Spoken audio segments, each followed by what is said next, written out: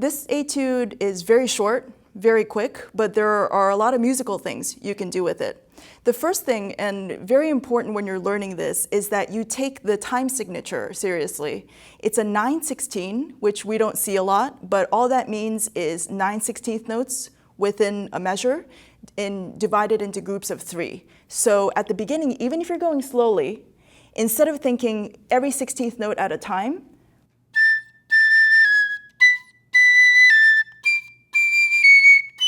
you want to give it a feeling of being in 3.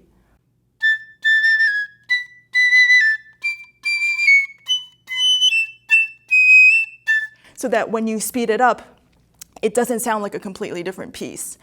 Another important factor when you're practicing this is to separate out the notes when you have big jumps. For example, measures 3, measure 8, measure 15. You want to separate them by just playing the notes that are moving, for example, in measure 3. So all of the notes sound like this. Just play the descending line.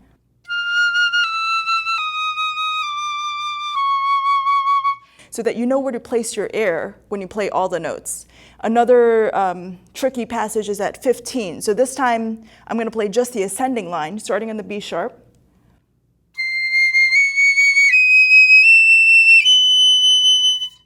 And then when I put it together,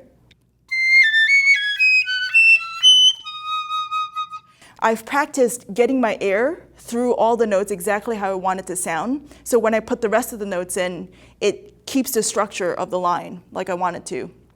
In order to be successful with these big intervals, you have to make sure that you're flexible in your jaw and also in the front of the mouth.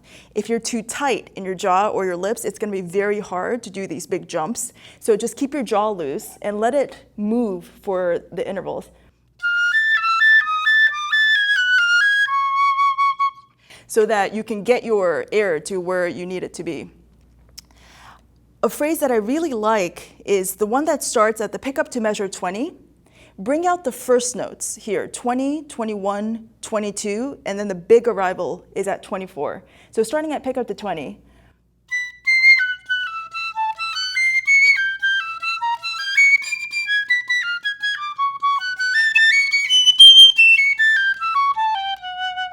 So you really want to save it to arrive at 24. And then a piccolo specific thing is a couple of alternate fingerings. In the second measure, this high F sharp, I like to use this fingering for high F sharp. So regular would be this, your regular high F sharp. And then on the piccolo, it works very well to take the pinky off and then put your middle finger down instead. It's a much less resistant note. And the difference is this is regular F sharp. This is the alternate. You can get a lot more clarity with that high F sharp. You'll have to practice it,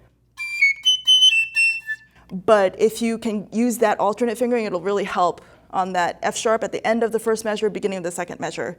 And then the last note, that high A, is very, very tricky, both on the flute and the piccolo. There's a little trick you can use on the piccolo where you put your pinky at the end of the instrument and cover about half of that hole, and it makes the A a lot less resistant. So this is high A without the pinky there. And then if I put it there, it's a very slight change, but to me, it feels like the sound will come out easier and I can play it softer.